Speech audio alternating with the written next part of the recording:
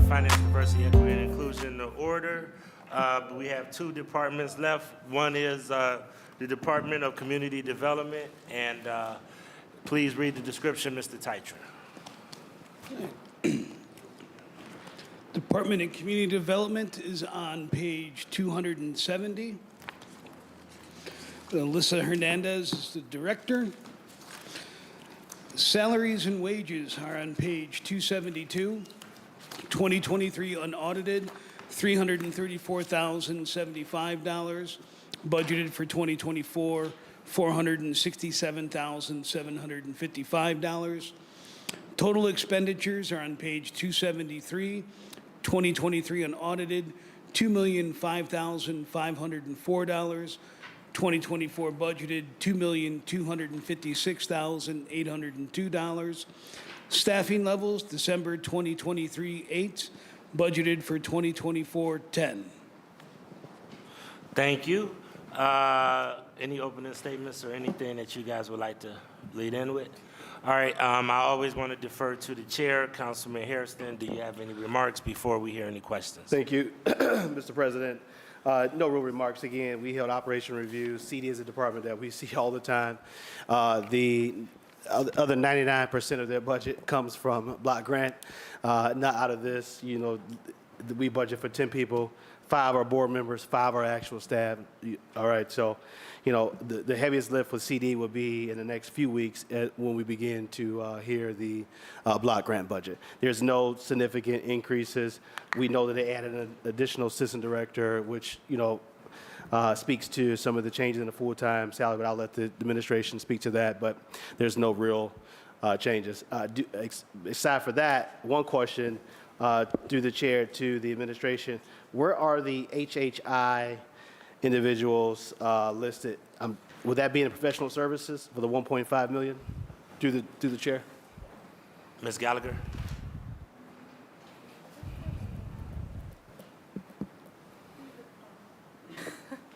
Through the chair, that's correct.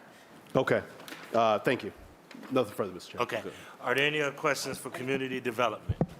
Councilman Brian Casey. Just real quick, Mr. Chairman, to Councilman Hairston, do you know when the CDBG Couple weeks. hearings will be held? Yeah. Within a couple weeks? Yeah. Okay, thanks. Because the ordinance through the chair was just introduced. Okay. What, week before last? Yes. All right, thank you. All right, Councilman Joe Jones. Mr. Chairman, I know that we've talked a number of years about the funding that we have, and I didn't know if we had done any further discussions on swapping block grant out for general fund dollars. That's still a conversation that is taking place from the working group that is working on that. There has not been a final decision made on that, but Councilman McCormick has been really leading the discussions around that. Yeah, Mr. Chairman, did you want to talk about it? No, Mr. Chairman, I sent a note to everybody inviting them to some working sessions on that. So would love to have anyone interested engage on that. Okay.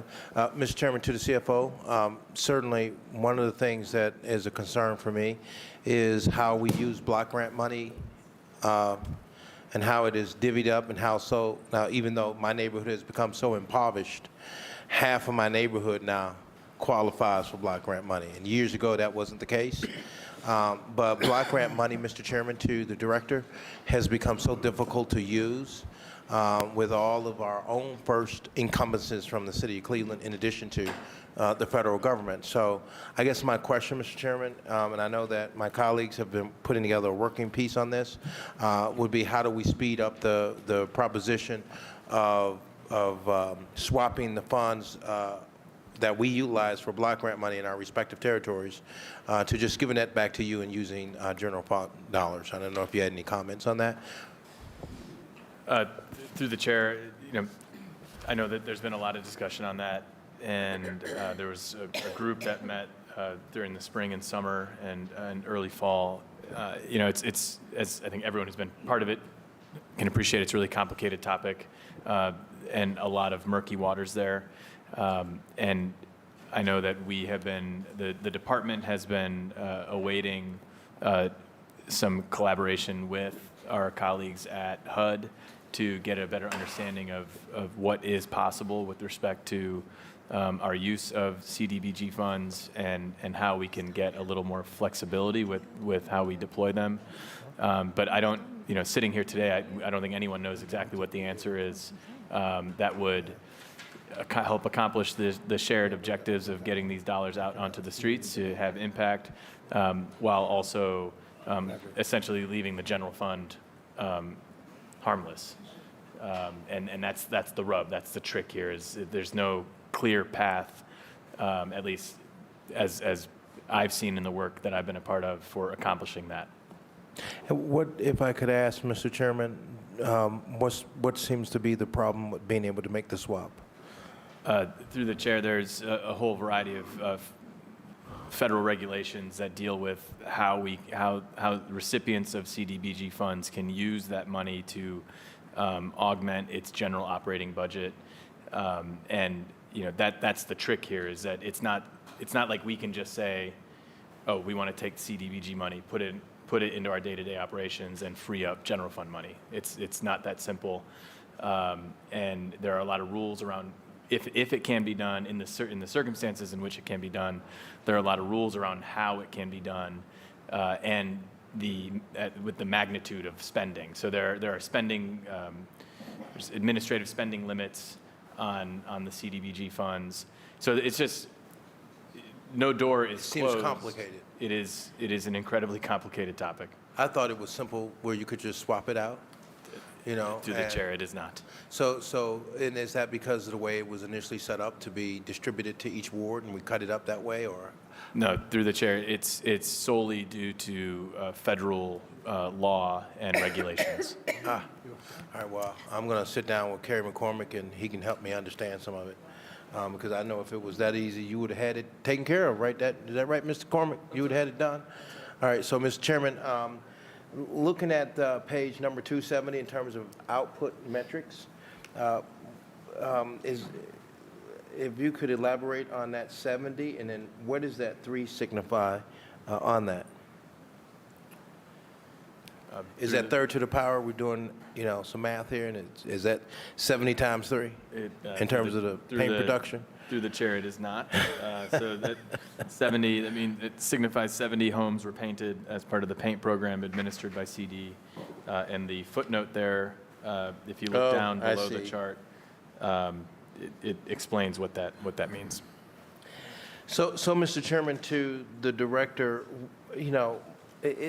why don't we have more people getting into the paint program than this? Through the chair, that's a great operations-related question for the director. And I know the director hears, or should be hearing, I presume, or her staff would be hearing. Can we find a way to get that number up? And I don't know if it's a matter of marketing, but I would like to see why we're so behind. Is it because we don't have the funds? Through the chair, I don't think funding has been the issue with respect to the paint program. And then can you elaborate on the number of community engagement survey interactions? It was very interesting that you have this noted here. Because the council was just talking about how do we reach our public? How do we let our public know about the various different programs available that the city has to offer to them as it relates to marketing? And or how do we get out there and start going door to door and actually reaching and touching our residents and letting them know of the good works that's actually happening here on the administrative side of things and what we do here at this table? Through the chair, I think the survey interactions is part of the department's work with respect to its block grant funds. There are obligations to conduct community engagement as part of the award from the federal government, and so I think this is just an annual, ongoing exercise that the department conducts to ensure it's fulfilling its obligations under federal law. And then I'm going to get in touch, but I had a conversation, but I would love for the director to come out and have a meeting in my neighborhood to talk about the various programs and services she offers so that our citizens can have an opportunity to meet the various different departmental heads, understand how that works, as well as what programs are available to them. So if you could make that happen, if we could make that request happen, Mr. Chairman, to the CFO. Through the chair, I think feel free to reach out directly to the director and arrange for any sort of in the community meeting that you think is appropriate. And then, Mr. Chairman, lastly, I just want to thank Director Alyssa Hernandez on all the work that she does. I know that she's had a lot of work on her plate to try to restructure, reorganize her department. She made a presentation that was really important and profound. And I'm praying that she will be able to add additional contractors to get the work out that needs to be done. We have been very supportive of making sure that she has all the tools she has, and we're hoping and we're praying that we can get all of that funding we passed out here, and some of which will be going through her department in terms of ARPA, really truly hitting the streets, Mr. Chairman, to our citizens so it can have an impact. And I have no further questions, Mr. Chairman, and I yield the floor to you. All right, thank you. I believe we have Moore? Councilwoman Moore? Just real quick, Director, I'm just confirming that the asterisk in the budget book along the 2 units completed under the pilot paint program, is that the pilot paint program in which the labor is also completed by the city and paid for by the city through the chair? I'm sorry, Councilwoman, the asterisk?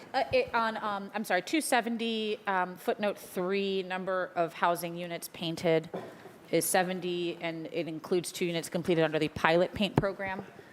I'm just making sure that that is the pilot program in which the labor is done in Yes. addition to the paint. Yes. Okay. I've loved having the operations team here every year to talk about the paint program, but they're not. It just means I got to come to DPS more to talk about how we improve this program. So I thank everybody for their time. Thank you. Any additional questions on community development? Councilwoman Santana. Through the chair to director or even Ms. Gallagher, if you could give us a breakdown of the professional services that we could review. Chief, do you have that on you? Yes. Okay. Can we make copies of this professional Yeah, services? through the chair, it's Thank you, Clerk. two contracts. One, $500,000 for Legal Aid Society for Right to Counsel, and then just over $1 million for the Healthy Home Initiative workers. Okay, and those contractual services are coming out to the members from the clerk. Any additional questions on community development? All right, hearing none, we're going to move on to... Actually, I'm so sorry, Chair. Could I ask one really brief thing? You may. Just because we have it in our inboxes from Legal Aid, under professional services, there was a request from Legal Aid to increase their funding stream under Right to Counsel. Is that supported by the administration at this time? Through the chair, I'm not aware of that request. Okay, all right, thank you. And Councilwoman, we could look at through reconciliation. Sorry? We could bring that up through reconciliation. Oh, the reconciliation, Yep, yep. Thank you. So, okay, Office of Capital Projects, please. Mr. Chair, sorry, I wanted to be on the list. Oh, so just holler Okay, when you do. Yeah, no, Councilwoman, go ahead. And actually, though, that was my, the question I was going to ask too was through the chair about legal aid and just confirming that would fall under the professional services line item. Did we already request the breakout under professional services at the table? Yeah, clerk is making a copy, but would you mind reading that again, please? Or did we take your whole copy? It's two contracts, one with Legal Aid, the other with for the Healthy Homes Initiative. And what are the amounts on those two? $500,000 for Legal Aid and just over $1 million for Healthy Homes. Healthy Homes. Okay, thank you. You're welcome.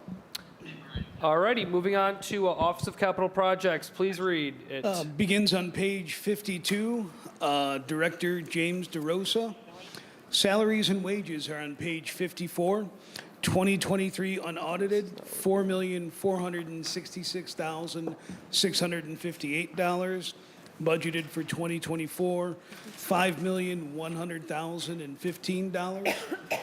Total expenditures are on page 55, 2023 unaudited, $7,053,162. Budgeted for 2024, $7,878,030. Staffing levels are on page 56. December 2023, 62. Budgeted for 2024, 61. All right, Chief, kick us off on capital projects. Through the chair, happy to take any questions folks have. All right, what questions do we have on the Office of Capital Projects? Councilman Bishop. Thank you, Mr. Chairman. On page 55, down at the bottom, transfers to capital project, $300,000 for 2023. Chief, what is that? What Yeah. does that represent? Through the chair, that was a transfer last year to capital projects with general fund dollars to provide funding for MOCAP's 3-year community engagement operation plan. 3-year community engagement program? Okay, thank you. Thank you, Mr. Chairman. Thank you, Councilman. I need Councilman Jones on capital projects. Okay. Just administration. Yeah, I'm sorry. Okay. All right, got it. Mr. Chairman, on page 52, we have like a total of bonds sold, and how many bonds do we look to deal with capital projects in 2024? Through the chair, so in 2023, we sold $62 million of general obligation bonds to fund capital projects. What is reflected here is the amount of that sale that was allocated to projects under the direction of the Office of Capital Projects. The balance went to basically a variety of equipment purchases, vehicles and other equipment, which is managed by other organizations. We anticipate this year's general obligation bond sale to similarly be around that $60 million figure. And so, Mr. Chairman, can we get a listing of, or is there a listing in the book that breaks down how that money was spent, that $62 million? Through the chair, no, that is in the 3-year capital plan. Can we get that, what we've spent so far of that $62 million? What that looks like? Yes. And then the total R&B expense, can you elaborate on that, Mr. Chairman, to the director? Through the chair, That's for- that is road and bridge bonds expensed. Is this also for the 50/50 sidewalk program, Mr. Chairman, to the CFO? No. No? Where would that be here in this budget? Would that be a part of the bonds? Through the chair, I don't believe that we funded the 50/50 program through our bond sale. I would have to double check though. I see. And then, Mr. Chairman, you have 27 in improvements to recreation and public improvements. Can you elaborate on that? Where did that go? Through the chair, I don't have the list, but it is in connection with a variety of capital improvements at rec centers and other recreation facilities like parks and playgrounds, as well as improvements at other public buildings. Mr. Chairman, can I request information on getting what that breakdown is? So actually, just to make it simple, we have 4 metric outputs here. Each of them have numbers that was spent in this. And it sounds like we may have allocated, even though we're showing, Mr. Chairman, on line item 1 at 40 million, but there was actually a 60 million bond that was pulled out on that. Is any of these other numbers the same, or is that maybe you have unspent money in those line items too, of 2, 3, and 4? Through the chair, no, lines 2, 3, and 4 are the equal what was actually spent in those categories last year. All right. So, At least as of September 30th. so Mr. Chairman, to CFO, if we could make that available so that I can have an opportunity to take a look at where those funds were allocated to and what projects that they had accomplished, I would be appreciative of that. And Mr. Chairman, moving over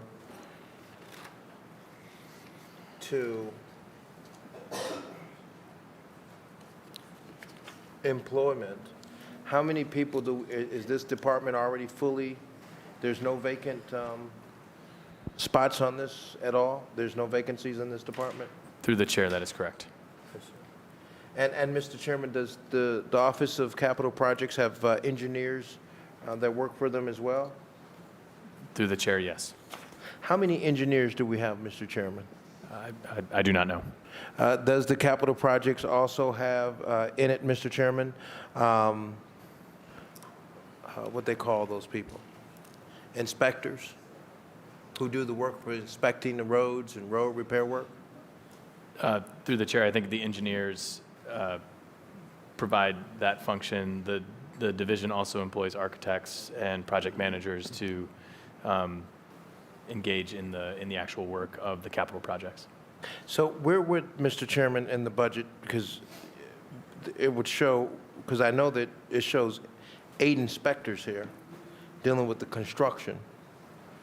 Would that be construction on roads and sidewalks? Yeah. That's page 53, Through where it has the... Through the chair, yes. So they'll have inspectors in the construction, which is looking at buildings and sidewalks, and that is it.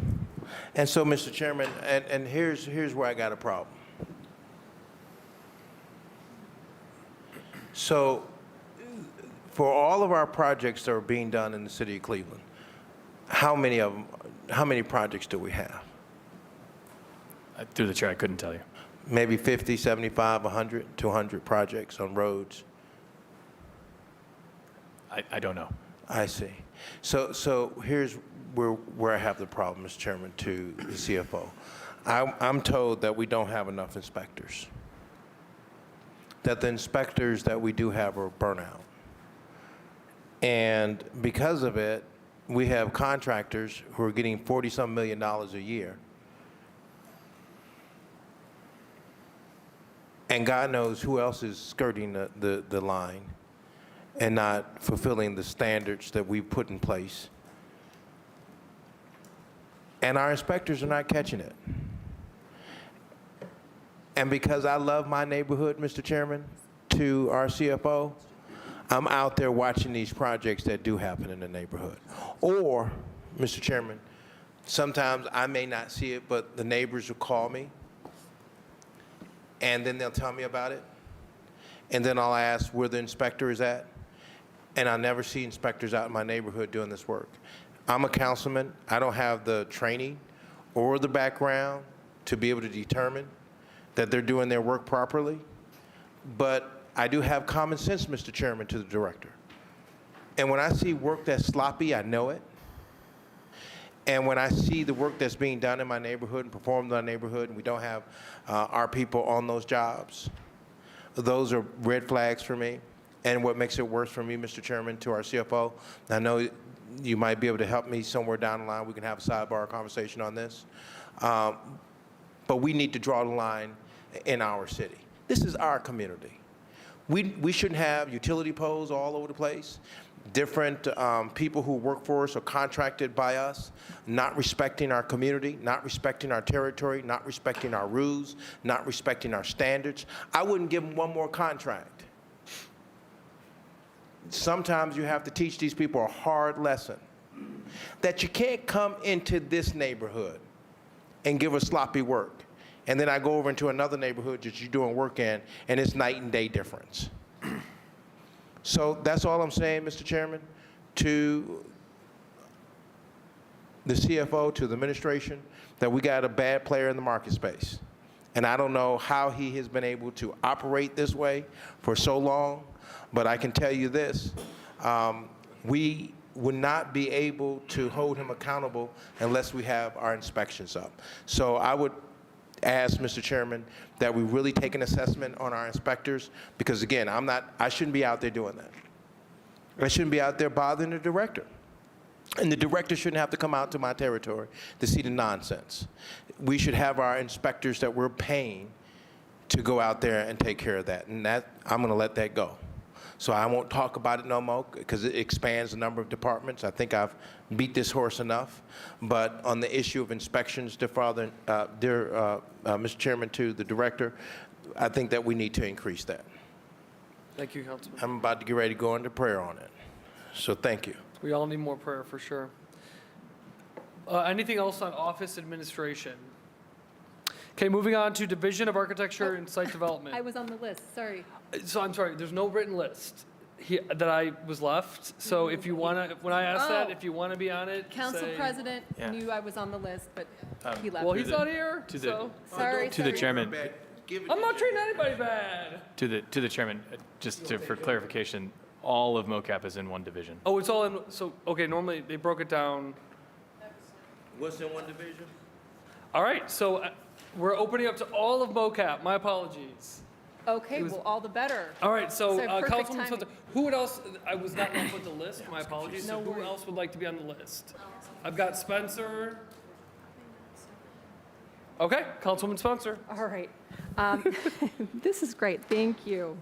I wanted to, through the chair, ask about tree damaged sidewalks. When we did our opening budget presentation this year, that was highlighted as something that was taking on increasing importance and it would be receiving increased funding. Can we talk about where tree damaged sidewalks is in the budget and also why that program? Why is that program called out as something that needed the additional investments? Through the chair, so it's in the transfers to other funds in the non-departmental division, I believe. It's on page 291. Page 291, okay. And the reason why we thought that was a worthy place to put money is in working with Director DeRosa. This program in particular has an incredible, has a really long backlog, and it's about, I think, of about $13 million in total. And so, the hope is that this year's transfer is a first payment to help chip away at that backlog so that we can get current with that program. Okay. I know we're rounding out the day, and so I actually am going to say something sort of philosophical, which is I concur with an earlier statement that even though there's a lot of benefits to doing budget differently this year, the main reason I'm missing not having directors at the table is to show appreciation, I think, for all these various departments we've been going through. So I'm just sending that up right now to all the public servants in the administration whose budgets we've been reviewing. We really haven't collectively had a chance to show appreciation. So I'm just noting that for Office of Capital Projects and Yep. the public servants at large. And then I have one more comment I'll make before you close this out today, Mr. Chair. When you're ready to close this out. So I've got Councilman Jones back on, but you're the only other outside of Councilman Jones coming back on the list. Yep. Okay, so Councilman Jones, you're up. Thank you, Mr. Chairman. I just want to add on to where Jenny Spencer left off on, and I would be remiss if I did not give thanks and appreciation where thanks and appreciation is due. We got a great director in James DeRosa. I might not agree sometimes on some things with him, but what I will say is he's a consummate professional. He takes care of business, and it's a pleasure working with him and his team. And that team also includes Mr. Richard Swistowski, Yep. who returns my phone call when I call, and also I can't think of the engineer's name, who deals with putting our guardrails in. Before this administration came on board, of Mayor Bibb, it was difficult getting anything done in this department. It was sort of like Stephanie House Jones. I like saying House Jones. I don't know how she's going to put Casey in it, but, or Stephanie House Jones Casey. It's getting a little loose on this Friday. All right. All right. In this department, in years past, they've iced people out. Yeah. were horrible and nasty. And I really appreciate the director and also appreciate Bonnie Tewin for her to come out to my neighborhood talking about this issue we're talking about and take a look at it, not just once, but she came out twice and she came out with her team. She was engaged, she was involved, and I'm appreciative of that. And I'm thankful that we have this director, and I look forward to continuing to work with this director, this administration, for hiring people that are inviting and willing to roll their sleeves up with you and work. And so with that, I just wanted to put that in there, and I don't really have any further questions. I'm just appreciative of the folks that I've had. I would add that if we could add more inspectors to the department, I think that would help us to deal with some of the bad players we have in the market space that we may not know about, but because we just don't have enough inspectors. And I think that maybe, Mr. Chairman, to our CFO, we could even look at hiring an outside source, contracting out to get inspectors to help, because it is a real need. And we need to hold accountable and draw the line that this is a professional city. This is a city that needs to be respected. And when you get a contract with us, we want you to fulfill all of the obligations that are said within that in that contract, and not to skirt that contract in any way. Thank you. Thank you, Councilman. Anyone else before I pass it back to Councilwoman Spencer to close us out? All right, the floor is yours to final remarks, and then after that, I will announce the schedule for Monday. So go Okay, ahead. so we're done. You're going to gavel us out. I simply wanted to note, Mr. Chair, through you, that there is one person at this table who has newborn twins. I don't know if that has been acknowledged since we started budget hearings, but I have to say that the fortitude involved in doing this work, especially as a father of twins. So congratulations, Chief Abanama. Yes. And Thank you. I think that's pretty epic, and you'll have to bring the kids by to show them off sometime soon. Thank you, Councilwoman. And I'll say that, and I hate this because I'm a firm believer in parental time off, but he and I connected on a telephone call, and I was talking to him about an important city issue, and I could hear the newborns in the back. So he was balancing both very impressively. But yeah, Chief, and to the whole team, thank you all so much for a really robust. Crying and not members of the administration. I was at home. There was no other member of the administration at my house. Yeah. So thank you everyone for your attention, time, and detailed questions this week. It's been a really robust and I think really healthy and thoughtful process this week. So Chief, thank you again so much. Thank you. We've got one more scheduled day for budget hearings. That is on Monday. It starts at 9 a.m. So the Finance, Diversity, Equity, and Inclusion Committee will reconvene on Monday. We will start with Human Resources, followed by Civil Service Commission, Office of Urban Analytics and Innovation, as well as the Department of Finance. So again, that is on Monday. That would be a Finance, Diversity, Equity, Inclusion. We do have a meeting Monday night, but that is the schedule for Monday. So we will adjourn this Finance, Diversity, Equity, Inclusion meeting of Cleveland City Council until Monday at 9 a.m. Thank you all.